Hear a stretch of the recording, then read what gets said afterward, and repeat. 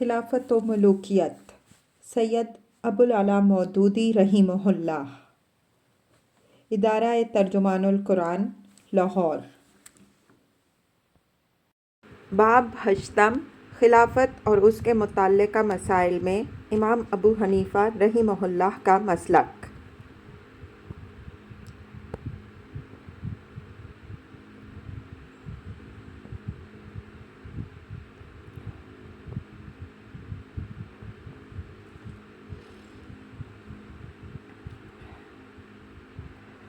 خروج کے معاملہ میں امام کا اپنا طرز عمل۔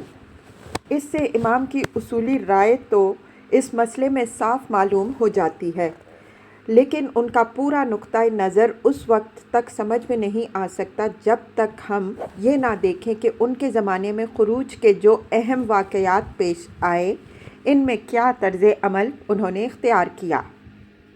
زید بن علی کا خروج۔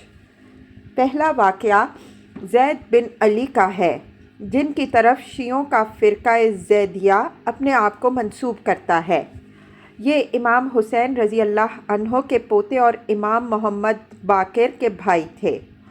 اپنے وقت کے بڑے جلیل القدر عالم، فقیہ اور متقی و صالح بزرگ تھے، اور خود امام ابو حنیفہ رحمہ اللہ نے بھی ان سے علمی استفادہ کیا تھا۔ 120 ہجری اور 738 عیسوی میں جب ہشام بن عبد الملک نے خالد بن عبداللہ القری کو عراق کی گورنری سے معزول کر کے اس کے خلاف تحقیقات کرائیں تو اس سلسلے میں گواہی کے لیے حضرت زید کو بھی مدینے سے کوفہ بلایا گیا۔ ایک مدت کے بعد یہ پہلا موقع تھا کہ خاندان علی رضی اللہ عنہ کا ایک ممتاز فرد کوفہ آیا تھا۔ یہ شہر شیعان علی رضی اللہ عنہ کا گڑھ تھا، اس لیے ان کے آنے سے یکلخت علوی تحریک میں جان پڑ گئی اور لوگ کثرت سے ان کے گرد جمع ہونے لگے۔ ویسے بھی عراق کے باشندے سالہ سال سے بنی امیہ کے ظلم و ستم سہتے سہتے تنگ آ چکے تھے اور اٹھنے کے لیے سہارا چاہتے تھے۔ علوی خاندان کی ایک صالح عالم فقیہ شخصیت کا میسر آ جانا انہیں غنیمت محسوس ہوا۔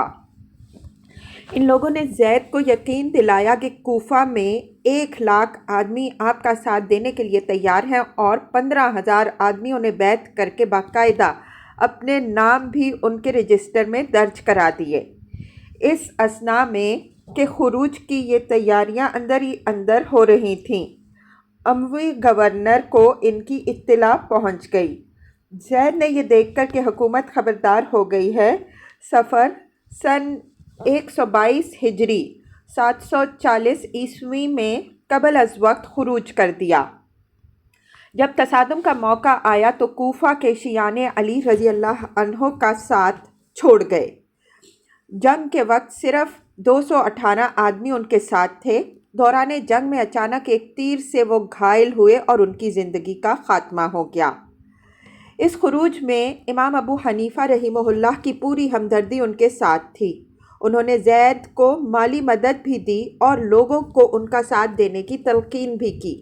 انہوں نے ان کے خروج کو جنگ بدر میں رسول اللہ صلی اللہ علیہ وآلہ وسلم کے خروج سے تشبیہ دی، جس کے معنی یہ ہے کہ ان کے نزدیک جس طرح اس وقت حضرت صلی اللہ علیہ وآلہ وسلم کا حق پر ہونا غیر متشبہ تھا، اسی طرح اس خروج میں زید بن علی کا بھی حق پر ہونا غیر مشتبہ تھا۔ لیکن جب زید کا پیغام ان کے نام آیا کہ آپ میرا ساتھ دیں تو انہوں نے قاصد سے کہا کہ اگر میں یہ جانتا کہ لوگ ان کا ساتھ نہ چھوڑیں گے اور سچے دل سے ان کی حمایت میں کھڑے ہوں گے تو میں ضرور ان کے ساتھ ہوتا اور جہاد کرتا، کیونکہ وہ امام حق ہیں۔ لیکن مجھے اندیشہ ہے کہ یہ لوگ اسی طرح ان سے بے وفائی کریں گے جس طرح ان کے دادا سیدنا حسین رضی اللہ عنہ سے کر چکے ہیں۔ البتہ میں روپے سے ان کی مدد ضرور کروں گا۔ یہ بات ٹھیک اس مسلک کے مطابق تھی جو ائمہ جور کے خلاف خروج کے معاملے میں امام نے اصولاً بیان کیا تھا۔ وہ کوفہ کے شیعان علی رضی اللہ عنہ کی تاریخ اور ان کے نفسیات سے واقف تھے۔ حضرت علی رضی اللہ عنہ کے زمانے سے یہ لوگ جس سیرت و کردار کا مسلسل اظہار کرتے رہے تھے اس کی پوری تاریخ سب کے سامنے تھی۔ داؤد بن علی ابن عباس رضی اللہ عنہ کے پوتے نے بھی عین وقت پر حضرت زید کو ان کوفیوں کی اسی بے وفائی پر متنبع کر کے خروج سے منع کیا تھا۔ امام ابو حنیفہ رحمہ اللہ کو یہ بھی معلوم ہوا تھا کہ یہ تحریک صرف کوفہ میں ہے، پوری سلطنت بنی امیہ اس سے خالی ہے، کسی دوسری جگہ اس کی کوئی تنظیم نہیں جہاں سے مدد مل سکے، اور خود کوفہ میں بھی 6 مہینے کے اندر یہ کچی پکی کھچڑی تیار ہوئی ہے۔ اس لیے انہیں تمام ظاہری آثار کو دیکھتے ہوئے یہ توقع نہ تھی کہ زید کے خروج سے کوئی کامیاب انقلاب رونما ہو سکے گا۔ علاوہ بری غالباً امام کے نہ اٹھنے کی ایک وجہ یہ بھی تھی کہ وہ خود اس وقت تک اتنے با اثر نہ ہوئے تھے کہ ان کی شرکت سے اس تحریک کی کمزوری کا مداوع ہو سکے۔ 120 ہجری تک عراق کے مدرسہ اہل الرائے کی امامت حماد کو حاصل تھی، اور ابو حنیفہ رحمہ اللہ اس وقت تک محض ان کے ایک شاگرد کی حیثیت رکھتے تھے۔ زید کے خروج کے وقت انہیں اس مدرسے کی امامت کے منصب پر سرفراز ہوئے صرف 1.5 سال یا اس سے کچھ کم و بیش مدت ہوئی تھی۔ ابھی انہیں فقہ اہل شرک ہونے کا مرتبہ اور اثر و رسوخ حاصل نہ ہوا تھا۔ نفس زکیہ کا خروج۔ دوسرا خروج محمد بن عبداللہ نفس زکیہ اور ان کے بھائی ابراہیم بن عبداللہ کا تھا، جو امام حسن بن علی رضی اللہ عنہ کی اولاد سے تھے۔ یہ 145 ہجری 762 تا 763 عیسوی کا واقعہ ہے، جب امام ابو حنیفہ رحمہ اللہ بھی اپنے پورے اثر و رسوخ کو پہنچ چکے تھے۔ ان دونوں بھائیوں کی خفیہ تحریک بنی امیہ کے زمانے سے چل رہی تھی، حتیٰ کہ ایک وقت تھا جب خود المنصور نے دوسرے بہت سے لوگوں کے ساتھ جو اموی سلطنت کے خلاف بغاوت کرنا چاہتے تھے، نفس زکیہ کے ہاتھ پر بیعت کی تھی۔ عباسی سلطنت قائم ہو جانے کے بعد یہ لوگ روپوش ہو گئے تھے اور اندر ہی اندر اپنی دعوت پھیلاتے رہے۔ خراسان، الجزیرہ، رے، طبرستان، یمن اور شمالی افریقہ میں ان کے دائی پھیلے ہوئے تھے۔ نفس زکیہ نے خود اپنا مرکز حجاز میں رکھا تھا۔ ان کے بھائی ابراہیم نے عراق میں بصرے کو اپنا مرکز بنایا۔ کوفہ میں بھی بقول ابن اثیر 1,00,000 تلواریں ان کی حمایت میں نکلنے کے لیے تیار تھیں۔ المنصور ان کی خفیہ تحریک سے پہلے ہی واقف تھا اور ان سے نہایت خوف زدہ تھا، کیونکہ ان کی دعوت اسی عباسی دعوت کے متوازی چل رہی تھی جس کے نتیجے میں دولت عباسیہ قائم ہوئی تھی، اور اس کی تنظیم عباسی دعوت کی تنظیم سے کم نہ تھی۔ یہی وجہ ہے کہ وہ کئی سال سے اس کو توڑنے کے درپے تھا اور اسے کچلنے کے لیے انتہائی سختیاں کر رہا تھا۔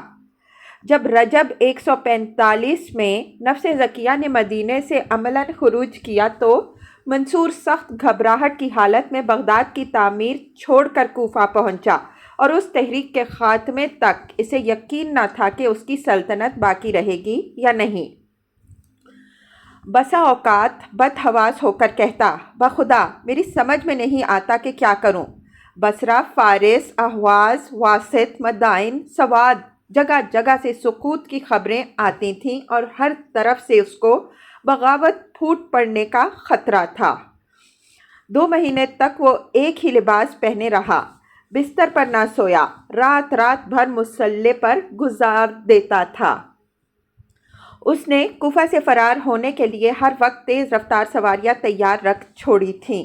اگر خوش قسمتی اس کا ساتھ نہ دیتی تو یہ تحریک اس کا اور خانوادہ عباسی کی سلطنت کا تختہ الٹ دیتی۔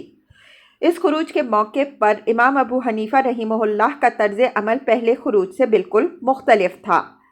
جیسا کہ ہم پہلے بیان کر چکے ہیں، انہوں نے اس زمانہ میں جبکہ منصور کوفے ہی میں موجود تھا اور شہر میں ہر رات کرفیو لگا رہتا تھا، بڑے زور شور سے کھلم کھلا اس تحریک کی حمایت کی، یہاں تک کہ ان کے شاگردوں کو خطرہ پیدا ہو گیا کہ ہم سب باندھ لیے جائیں گے۔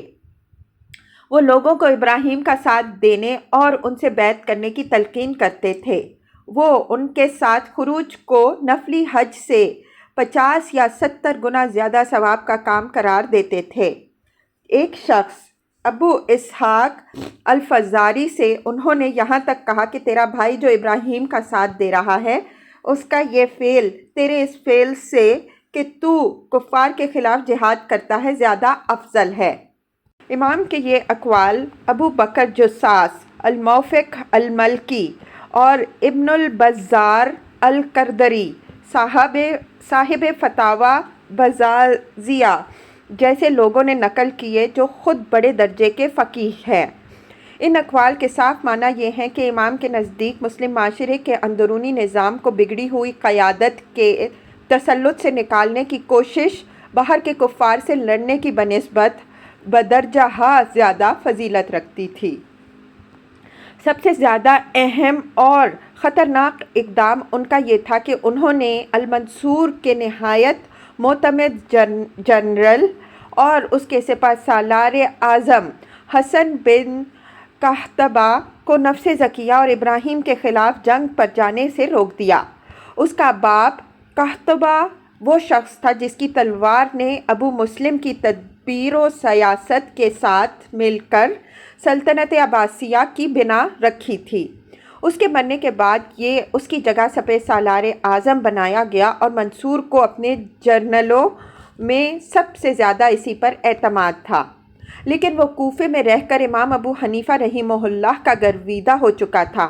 اس نے ایک مرتبہ امام سے کہا کہ میں آج تک جتنے گناہ کر چکا ہوں، یعنی منصور کی نوکری میں جیسے کچھ ظلم و ستم میرے ہاتھوں ہوئے، وہ آپ کے علم میں ہیں۔ اب کیا میرے لیے ان گناہوں کی معافی کی بھی کوئی صورت ہے؟ امام نے کہا، اگر اللہ کو معلوم ہو کہ تم اپنے افعال پر نادم ہو اور اگر آئندہ کسی مسلمان کے بے گناہ قتل کے لیے تم سے کہا جائے اور تم اسے قتل کرنے کے بجائے خود قتل ہو جانا گوارا کر لو، اور اگر تم خدا سے عہد کرو کہ آئندہ اپنے پچھلے افعال کا اعادہ نہ کرو گے تو یہ تمہارے لیے توبہ ہوگی۔ حسن نے امام کی یہ بات سن کر ان کے سامنے عہد کر لیا۔ اس پر کچھ مدت ہی گزری تھی کہ نفس زکیہ اور ابراہیم کے خروج کا معاملہ پیش آ گیا۔ منصور نے حسن کو ان کے خلاف جنگ پر جانے کا حکم دیا۔ اس نے آ کر امام سے اس کا ذکر کیا۔ امام نے فرمایا، اب تمہاری توبہ کے امتحان کا وقت آ گیا ہے۔ اپنے عہد پر قائم رہو گے تو تمہاری توبہ بھی رہے گی، ورنہ پہلے جو کچھ تم کر چکے ہو اس پر بھی خدا کے ہاں پکڑے جاؤ گے، اور اب جو کچھ کرو گے اس کی سزا بھی پاؤ گے۔ حسن نے دوبارہ اپنی توبہ کی تجدید کی اور امام سے کہا کہ اگر مجھے مار بھی ڈالا جائے تو میں اس جنگ پر نہ جاؤں گا۔ چنانچہ اس نے منصور کے پاس جا کر صاف کہہ دیا کہ امیر المؤمنین، میں اس مہم پر نہ جاؤں گا۔ آج تک جو کچھ میں نے آپ کی اطاعت میں کیا ہے، اگر وہ اللہ کی اطاعت میں تھا تو میرے لیے بس اتنا ہی کافی ہے، اور اگر وہ اللہ کی معصیت میں تھا تو اس سے آگے اب میں مزید گناہ نہیں کرنا چاہتا۔ منصور نے اس پر سخت ناراض ہو کر حسن کی گرفتاری کا حکم دے دیا۔ حسن کے بھائی حمید نے آگے بڑھ کر کہا، سال بھر سے اس کا رنگ بدلا ہوا ہے، ایسا معلوم ہوتا ہے کہ اس کا دماغ خراب ہو گیا ہے، میں اس مہم پر جاؤں گا۔ بعد میں منصور نے اپنے معتمد لوگوں کو بلا کر پوچھا کہ حسن ان فقہاء میں سے کس کے پاس جاتا آتا ہے؟ بتایا گیا کہ ابو حنیفہ رحمہ اللہ کے پاس اکثر اس کا آنا جانا رہتا ہے۔ یہ طرز عمل بھی ٹھیک امام کے اس نظریے کے مطابق تھا کہ ایک کامیاب اور صالح انقلاب کے امکانات ہوں تو ظالم حکومت کے خلاف خروج جائز ہی نہیں، واجب ہے۔ اس معاملہ میں امام مالک رحمہ اللہ کا طرز عمل بھی امام ابو حنیفہ رحمہ اللہ سے کچھ مختلف نہ تھا۔ نفس زکیہ کے خروج کے موقع پر جب ان سے پوچھا گیا کہ ہماری گردنوں میں تو خلیفہ منصور کی بیعت ہے، اب ہم دوسرے مدعی خلافت کا ساتھ کیسے دے سکتے ہیں، تو انہوں نے فتویٰ دیا کہ عباسیوں کی بیعت جبری تھی اور جبری بیعت قسم یا طلاق جو بھی ہو وہ باطل ہے۔ اسی فتوے کی وجہ سے بکثرت لوگ نفس زکیہ کے ساتھ ہو گئے اور بعد میں اس کا خمیازہ امام مالک رحمہ اللہ کو یہ بھگتنا پڑا کہ مدینہ کے عباسی گورنر جعفر بن سلیمان نے انہیں کوڑے لگوائے اور ان کا ہاتھ شانے سے اکھیڑ دیا۔ امام ابو حنیفہ رحمہ اللہ اس مسلک میں منفرد نہیں ہیں۔ یہ خیال کرنا صحیح نہ ہوگا کہ خروج کے مسئلے میں اہل السنہ کے درمیان امام ابو حنیفہ رحمہ اللہ اپنی رائے میں منفرد ہیں۔ امر واقعہ یہ ہے کہ پہلی صدی ہجری میں اکابر اہل دین کی رائے وہی تھی جو امام اعظم رحمہ اللہ نے اپنے قول اور عمل سے ظاہر فرمائی ہے۔ بیعت خلافت کے بعد حضرت ابو بکر رضی اللہ عنہ نے سب سے پہلا خطبہ جو دیا اس میں وہ فرماتے ہیں اطیعونی ما اطعت اللہ ورسولہ فاذا عصیت اللہ ورسولہ فلا طاعۃ لی علیکم۔ میری اطاعت کرو جب تک میں اللہ اور اس کے رسول صلی اللہ علیہ وآلہ وسلم کی اطاعت کروں، لیکن اگر میں اللہ اور اس کے رسول صلی اللہ علیہ وآلہ وسلم کی نافرمانی کروں تو میری کوئی اطاعت تم پر نہیں ہے۔ حضرت عمر رضی اللہ عنہ فرماتے ہیں من بایع رجلا من غیر مشورۃ من المسلمین فلا یبایع ہوا وللذی بایعۃ تغرۃ ان یقتل۔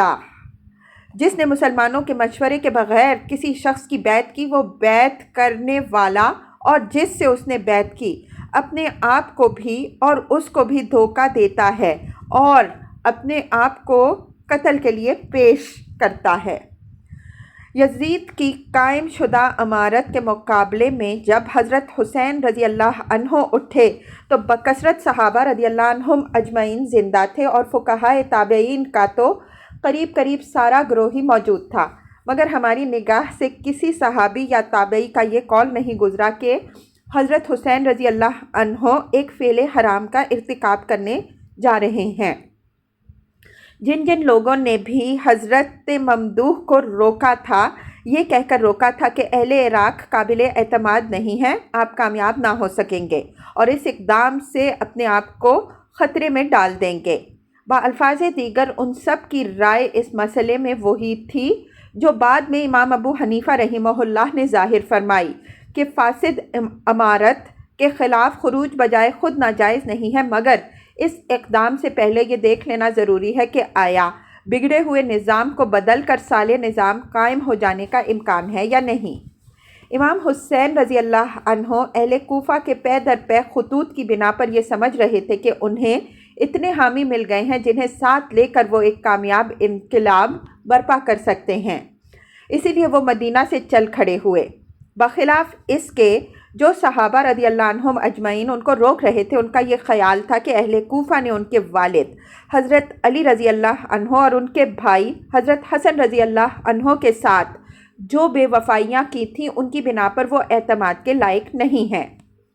اس طرح امام حسین رضی اللہ عنہ اور ان صحابہ رضی اللہ عنہم اجمعین کے درمیان اختلاف تدبیر کے لحاظ سے تھا، نہ کہ جواز و عدم جواز کے لحاظ سے۔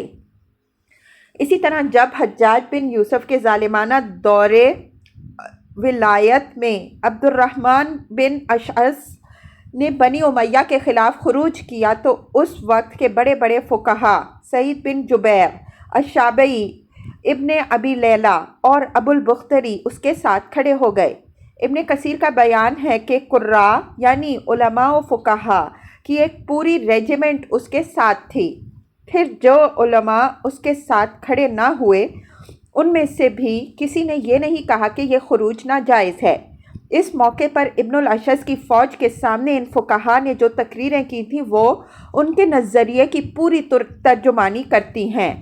ابن ابی لیلہ نے کہا، اے اہل ایمان، جو شخص دیکھے کہ ظلم و ستم ہو رہا ہے اور برائیوں کی طرف دعوت دی جا رہی ہے وہ اگر دل سے اس کو برا سمجھے تو بری ہوا اور بچ نکلا، اور اگر زبان سے اس پر اظہار ناپسندی کرے تو اس نے اجر پایا اور پہلے شخص سے افضل رہا، مگر ٹھیک ٹھیک راہ حق پانے والا اور یقین کے نور سے دل کو روشن کر لینے والا وہی ہے جو اللہ کا بول بالا اور ظالموں کا بول نیچا کرنے کی خاطر ایسے لوگوں کی مخالفت تلوار سے کرے۔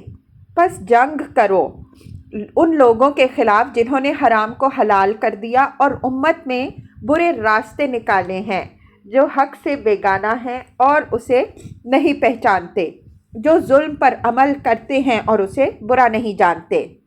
الشابعی نے کہا، ان سے لڑو اور یہ خیال نہ کرو کہ ان کے خلاف جنگ کرنا کوئی برا فعل ہے۔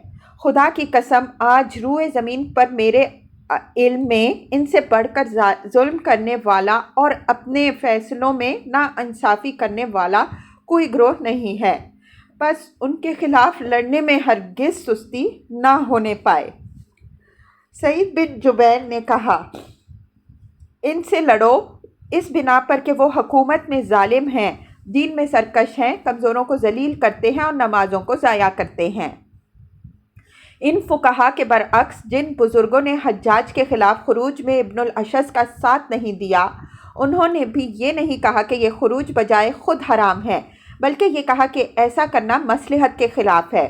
چنانچہ حضرت حسن بصری رحمہ اللہ سے جب اس معاملے میں پوچھا گیا تو انہوں نے فرمایا، خدا کی قسم، اللہ نے حجاج کو تم پر یوں ہی مسلط نہیں کر دیا ہے، بلکہ یہ تمہارے لیے ایک سزا ہے، لہٰذا اللہ کی اس سزا کا مقابلہ تلوار سے نہ کرو، بلکہ صبر و سکون کے ساتھ اسے سہو اور اللہ کے حضور گڑ گڑا کر معافی چاہو۔ یہ تھی پہلی صدی ہجری کے اہل دین کی عام رائے۔ امام ابو حنیفہ رحمہ اللہ نے اسی دور میں آنکھیں کھولی تھیں، اس لیے ان کی رائے بھی وہی تھی جو ان لوگوں کی تھی۔ اس کے بعد دوسری صدی کے آخری دور میں وہ دوسری رائے ظاہر ہونی شروع ہوئی، جو اب جمہور اہل سنت کی رائے کہی جاتی ہے۔ اس رائے کے ظہور کی وجہ یہ نہ تھی کہ کچھ نصوص قطعیہ اس کے حق میں مل گئی تھیں جو پہلی صدی کے اکابر سے پوشیدہ تھیں، یا معاذ اللہ پہلی صدی والوں نے نصوص کے خلاف مسلک اختیار کر رکھا تھا، بلکہ دراصل اس کے دو وجوہ تھے۔ ایک یہ کہ جباروں نے پرامن جمہوری طریقوں سے تبدیلی کا کوئی راستہ کھلا نہ چھوڑا تھا، دوسرے یہ کہ تلوار کے ذریعے سے تبدیلی کی جو کوششیں ہوئی تھیں ان کے ایسے نتائج پے در پے ظاہر ہوتے چلے گئے جن کو دیکھ کر اس راستے سے بھی خیر کی توقع باقی نہ رہی۔ باب نہم، امام ابو یوسف رحمہ اللہ اور ان کا کام۔ امام ابو حنیفہ رحمہ اللہ کی زندگی میں ان کے سیاسی مسلک اور حکومت کے ساتھ ان کے ترک تعاون کی وجہ سے سلطنت عباسیہ اور حنفی مدرسہ فکر کے تعلقات نہایت کشیدہ ہو چکے تھے، اور یہ اثر بعد میں بھی اچھی خاصی مدت تک باقی رہا۔ ایک طرف اس مدرسے کے اکابر اپنے ترک تعلق پر جمے رہے، چنانچہ امام ابو حنیفہ رحمہ اللہ کی وفات کے بعد ان کے نامور شاگرد ظفر بن حذیل کو جب منصب قضاء قبول کرنے پر مجبور کیا گیا تو انہوں نے بھی انکار کر دیا اور جان بچانے کے لیے روپوش ہو گئے۔ دوسری طرف المنصور سے لے کر ہارون رشید کے ابتدائی عہد تک سلطنت کا رجحان یہ رہا کہ اس مدرسہ فکر کے اثر کی مزاحمت کی جائے، اور اسی بنا پر منصور اور اس کے جانشین یہ کوشش کرتے رہے کہ ملک کے نظام قانون کا جو خلا ایک معاون قانون مانگ رہا ہے اسے کسی دوسری تدوین سے بھرا جائے۔ اس غرض کے لیے المنصور اور الہادی نے بھی اپنے اپنے زمانوں میں امام مالک رحمہ اللہ کو سامنے لانا چاہا، اور ہارون الرشید نے بھی 174 ہجری اور 791 عیسوی میں حج کے موقع پر یہ خواہش ظاہر کی کہ ان کی کتاب الموطا کو ملک کا قانون بنایا جائے، لیکن آخر کار اس مدرسہ فکر سے ایک ایسی طاقتور شخصیت اٹھی جس نے اپنی اعلیٰ قابلیت اور اپنے زبردست اثر و رسوخ سے سلطنت عباسیہ کے قانونی انتشار کو ختم کیا۔ حنفی فقہ کو ملک کا قانون بنایا اور سلطنت کو ایک آئین پر قائم کر دیا۔ یہ شخصیت امام ابو حنیفہ رحمہ اللہ کے سب سے بڑے شاگرد امام ابو یوسف رحمہ اللہ کی تھی۔ حالات زندگی: ان کا اصل نام یعقوب تھا، عرب کے قبیلہ بجیلہ سے تھے اور مدینہ کے انصار سے ننھیالی تعلق اور حلف کے تعلق کی بنا پر ان کا خاندان انصاری کہلاتا تھا۔ کوفے کے باشندہ تھے۔ 113 ہجری یعنی 731 عیسوی میں پیدا ہوئے۔ ابتدائی تعلیم کے بعد فقہ کو انہوں نے اختصاصی تعلیم کے لیے پسند کیا اور عبد الرحمن بن ابی لیلہ کی شاگردی اختیار کی۔ پھر امام ابو حنیفہ رحمہ اللہ کے حلقہ درس میں آئے اور مستقل طور پر انہی سے وابستہ ہو گئے۔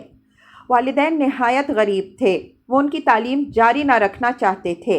امام ابو حنیفہ رحمہ اللہ کو جب ان کے حالات کا علم ہوا تو انہوں نے نہ صرف ان کے مصارف بلکہ ان کے سارے گھر کے مصارف کی کفالت بھی اپنے ذمے لے دی۔ ان کا اپنا قول ہے کہ مجھے کبھی امام ابو حنیفہ رحمہ اللہ سے اپنی ضرورت بیان کرنے کی حاجت پیش نہیں آئی۔ وقتاً فوقتاً وہ خود ہی میرے گھر اتنا روپیہ بھیجتے رہتے تھے کہ میں بالکل بے فکر ہو گیا تھا۔ وہ ابتدا ہی سے اپنے اس شاگرد کے متعلق بہت پر امید تھے۔ چنانچہ جب ابو یوسف رحمہ اللہ کے والد نے انہیں مدرسے سے اٹھا لینا چاہا تو امام نے فرمایا، ابو اسحاق، یہ لڑکا انشاءاللہ بڑا آدمی بنے گا۔ علمی کمالات: انہوں نے امام ابو حنیفہ رحمہ اللہ کے علاوہ وقت کے دوسرے بڑے بڑے اساتذہ سے بھی استفادہ کیا اور حدیث، تفسیر، مغازی، تاریخ، عرب، لغت، ادب اور علم کلام میں بھی مہارت پیدا کی۔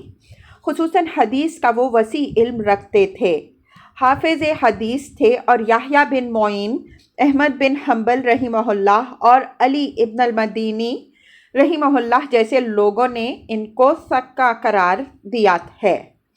ان کے متعلق ان کے ہم عصروں کی متفقہ رائے یہ ہے کہ ابو حنیفہ رحمہ اللہ کے شاگردوں میں کوئی ان کا ہمسر نہ تھا۔ طلحہ بن محمد کہتے ہیں کہ وہ اپنے زمانے کے سب سے بڑے فقیہ تھے، کوئی ان سے بڑھ کر نہ تھا۔ داؤد بن رشید کا قول ہے کہ اگر ابو حنیفہ رحمہ اللہ نے صرف یہی ایک شاگرد پیدا کیا ہوتا تو ان کے فخر کے لیے یہ بالکل کافی تھا۔ امام ابو حنیفہ رحمہ اللہ خود ان کی بڑی قدر کرتے تھے۔ ان کا قول تھا کہ میرے شاگردوں میں سب سے زیادہ جس نے علم حاصل کیا ہے وہ ابو یوسف رحمہ اللہ ہیں۔ ایک دفعہ وہ سخت بیمار ہوئے اور زندگی کی امید نہ رہی۔ امام ابو حنیفہ رحمہ اللہ ان کی عیادت کر کے جب باہر نکلے تو کہنے لگے، اگر یہ جوان مر گیا تو اپنے پیچھے اس زمین پر اپنے سے زیادہ بڑا فقیہ چھوڑ کر نہ جائے گا۔ فقہ حنفی کی تدوین: امام ابو حنیفہ رحمہ اللہ کے بعد 16 سال تک یہ بھی اپنے مدرسے کی روایات کے مطابق حکومت سے بے تعلق رہے۔ اس دوران میں انہوں نے اپنے استاد کے علمی و تعلیمی کام کو جاری رکھا اور اس کے ساتھ ایک اہم خدمت یہ انجام دی کہ قانون کے اکثر و بیشتر شعبوں کے متعلق الگ الگ کتابیں مرتب کر دیں، جن میں امام ابو حنیفہ رحمہ اللہ کی مجلس کے فیصلے اور خود اپنے اقوال باقاعدہ منضبط کر دیے۔